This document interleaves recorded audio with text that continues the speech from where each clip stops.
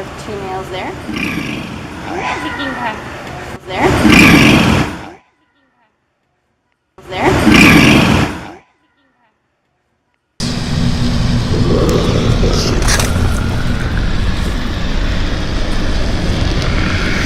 Shit! Ah!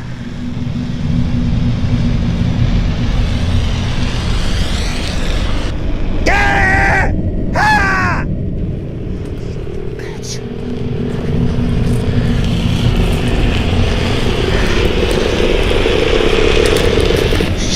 I'm going to talk about something today, a topic very important to me. I've been studying gorillas for years, maybe even a decade. I find that gorillas in nature, I've learned so much from them in comparison with the Sasquatch. So I'm going to go over a bunch of comparisons I've made and things that I've learned over the years of actually live interacting with gorillas and in some cases touching gorillas at the zoos that I've worked with. I've never been to Africa, but I work with primatologists that have been to Africa. I cooperate with them, and I've seen not wild gorillas, but zooed gorillas, and their behaviors, their size, their power has taught me so much, so I'm going to go through that comparison today. Today it's Bigfoot versus the gorilla in all the things I've been able to eyewitness with Sasquatch, to eyewitness with gorillas, and to make those comparison theories, but most importantly with boots on the ground, hands-on experience. Let's go through that today. We're going to have some fun.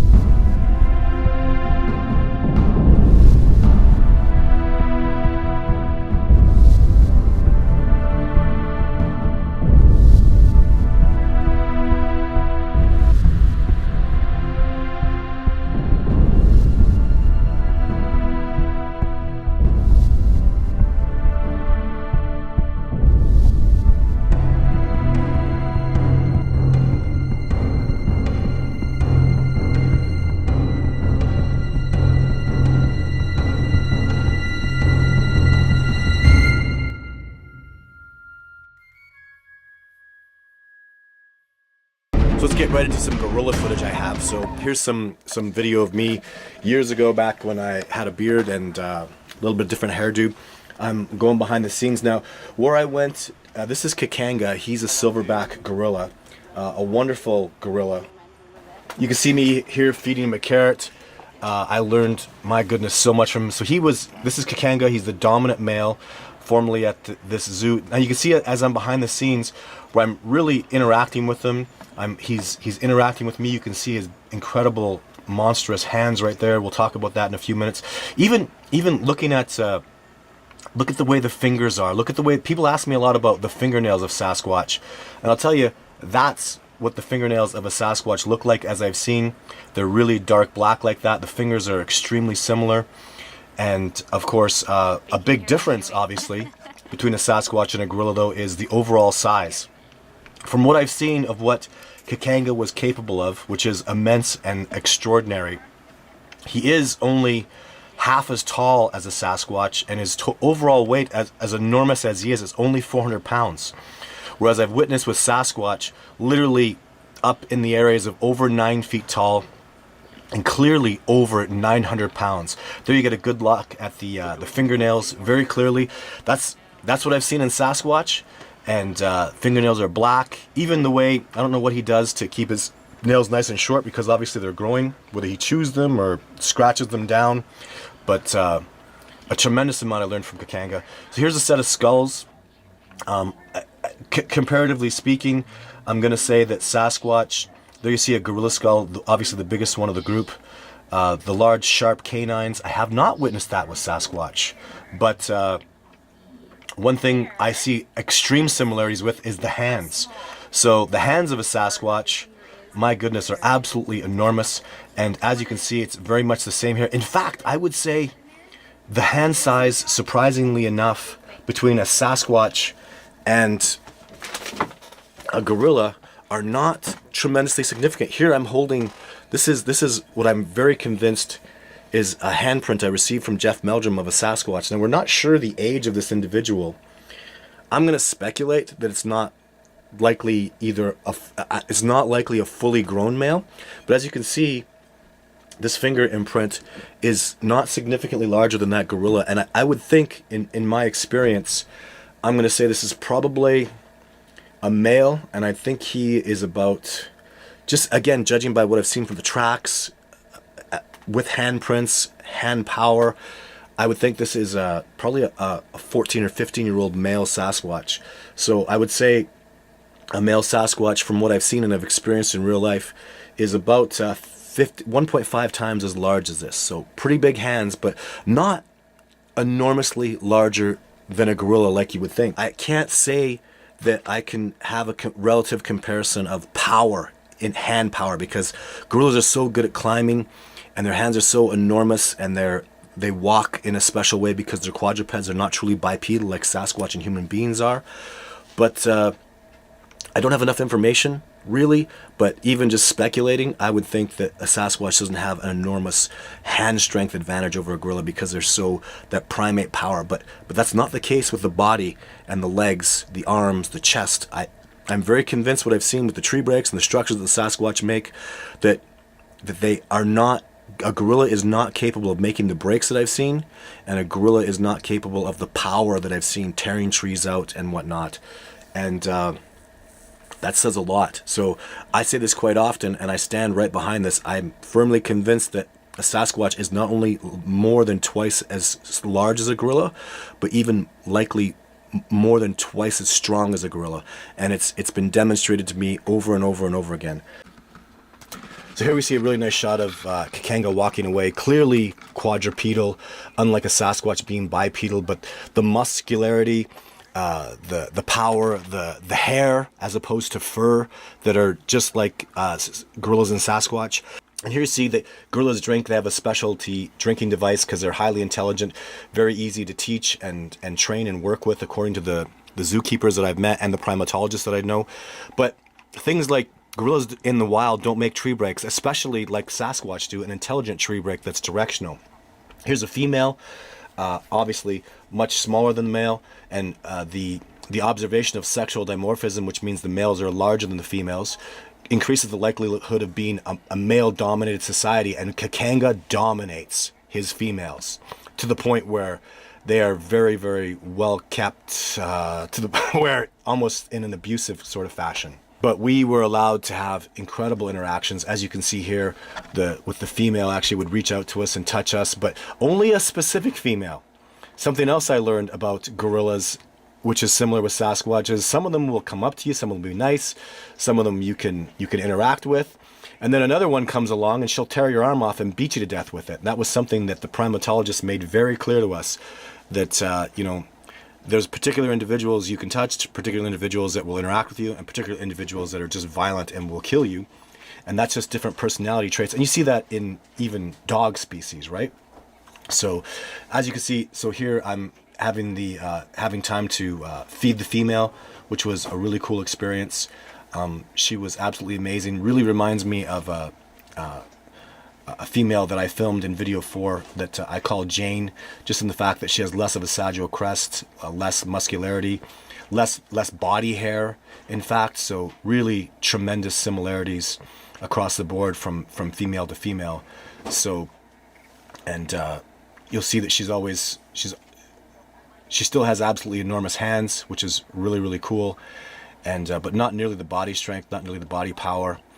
And very feminine interactions. I find female dogs, female horses, female gorillas, and I'm assuming also female Sasquatch really have that tendency to be gentle and more nurturing, but also kind of off in the back. I generally have more interactions with the males than females, because females are, timid. Like, as you can see, she's always looking back, making sure it's okay with Kakanga that she takes the carrot. I think it's in a female's nature to be less outgoing and for boys to be a little more adventurous. Here's one of the many things I learned that was really, really a big game changer for me. So Kakanga, as you'll watch in this next video, you're going to hear him do a little growl. So when I'd be feeding him, giving him a carrot, he'd make this sound that was very profound, even seemed kind of intimidating, but he wasn't trying to be like that. He was his way of saying, hey, I'd like a carrot. And after almost a month or two after having that experience with him, I was out in Montana, and I was interacting with a young male And I went out and I'd given him some apples, and then he came back and he was interacting with me off in the distance. And I remember, so I followed all the rules. I was interacting with him very successfully, and he was playing with me. And that's something I see with the gorillas, I see with chimpanzees, I see it with people, I see it with wolves, and I see it with Sasquatch, is that ability and need to play, which is really, really important, and something that my team and I are working on diligently to try to take it to the next level and try to get the Sasquatch to find a way to interact and play with us. But anyways, I was out, and I had this apple, and I put the apple in the air, and I could hear the Sasquatch scratching trees and running around. This particular individual was very excited to get that apple from me. And then off in the distance, in a different direction, I heard a deep and at first it scared me. I was just terrified to hear that deep, growling, booming sound. But I stopped and remembered how Kakanga did the exact same thing when he wanted a carrot from me. So I literally stopped interacting with what I perceived as the younger male, who was actually only a 15-inch track, and I went over to an area where I found the larger 17-inch track, and I went and I put that apple up on a spot in the tree, and as I retreated away from it, I heard the boom, boom, boom, boom, and he went and he grabbed that apple and took it. And I was, at the time, and as I am most of the time, especially now, I know you're thinking, why didn't you get footage? Why didn't you film it? Well, I filmed the tracks. I filmed shadowy figures. I don't even know where that footage is anymore. It doesn't matter. What matters is that tremendous lesson I learned from working with the gorillas and being out there. If I hadn't been taught that by Kakanga, I probably would have been terrified. And I think a lot of people misconceive these big, giant primates that are just built to be brutes and powerful. They can't not help being immensely masculine and scary and terrifying. But it's not at all times they're doing that. And I think if you're in a situation where you feel a Sasquatch is being simply assertive with you, he's actually, that's about as gentle as they get. When they're being aggressive and angry and really hostile, there's a point where there's a line they cross, and it really is, they are angry, they are aggressive, and they are very hostile. But with that being said, what I'm trying to teach people is sometimes that's simply not the case, as you hear with Kakanga here. And so what I'm going to do here too is I'm going to show Kakanga's growl a couple times. So I'll play it first just as I recorded it, and then I'll play it turned up. But I want you to listen afterwards. I'm going to play some older footage of mine where these Sasquatch are surrounding me. So I'm holding a flare, and the flare is burning, and you can hear some Sasquatch growling in the background. And I want you to listen to the exceptional similarities. And I'd filmed the flare incident that I had that's on Survivor Man in my movie. I'd filmed that long before I started interacting with gorillas and learning about gorillas. And now that I look back at the similarities between even the Sasquatch kind of like a chainsaw deep gorilla sound that's far more similar than distinctly different. So have a listen to that. I'll play that for you right now. We have two males there. Kicking back. There. There.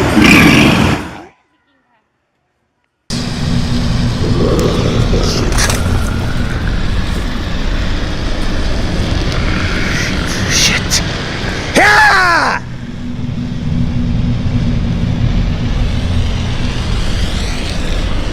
Ah!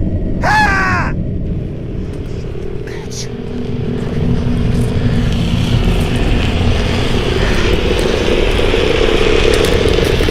I feel in all the research and all the work that I've done, my biggest asset, the biggest similarities I've seen between orangutans, chimpanzees, gorillas, is gorillas and Sasquatch. I've heard Sasquatch make sounds similar to chimpanzees, but not much. I mean, other similarities, but nothing nearly as significant as what I've learned from working with the primatologists that are specifically trained to work with gorillas, reading about gorillas, studying gorillas, and that's what I recommend more than anything. It seems to me that the best way to learn about a Sasquatch is to understand wilderness is number one, understand what it means to be wild, understand Native American culture, people that were closer to wilderness, like the First Nations people and Native Americans. And then secondly, again, it's that combination of they're a lot like gorillas and a lot like, they have a lot of similarities between what Native people did back in the day. So anyways, let's get back to watching some of this gorilla footage. This is a wonderful female that was always playing and interacting with us. See, we're trying to get her to play and get her excited about playing, which was wonderful. You can see again her black fingernails, her enormous large hands, very, very powerful, excellent for climbing. But an advantage that a gorilla has is they have the ability to grasp their feet, and a Sasquatch wouldn't have that advantage. So as you can see here, although Sasquatch are excellent climbers, they may very well be second to gorillas, just considering the opposable thumb that they have on their feet. But man, I see Sasquatch climbing, and it's amazing and fantastic, and they do an excellent job, especially in their youths. And that's something to recognize as Kakanga comes. You don't see him up there much because he's big and heavy. He can climb, but he chooses to stay on the ground, and why not? He doesn't really have much to fear from predation. He's a big dominant male in his group. He's a big dominant male out in the wild where he's from, and that would certainly also be the case with Sasquatch. But other things that you never see gorillas do: they don't make tree structures. They're not trackers. They don't hunt. Something really, really important that the Sasquatch do that really puts them at another level, though, more than anything, is they clearly hide their tracks. I have evidence to show that.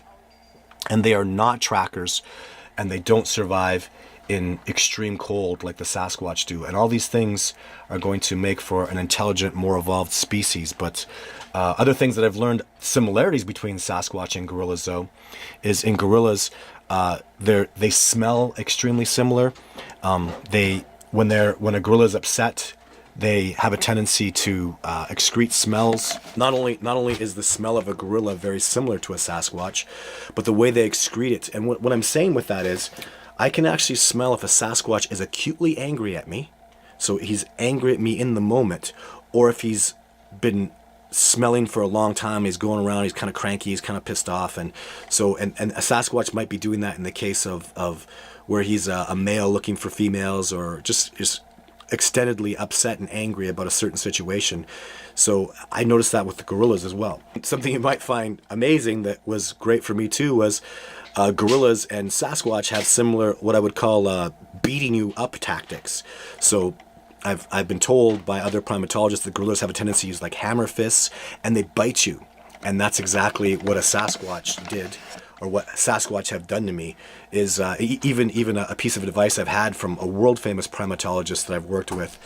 I was bit by a Sasquatch so they were picking on me and throwing me around like gorillas do to people, and kind of beating my ass, giving me hammer fists, just displaying their dominance over me. And there was a time where one particular Sasquatch bit my leg.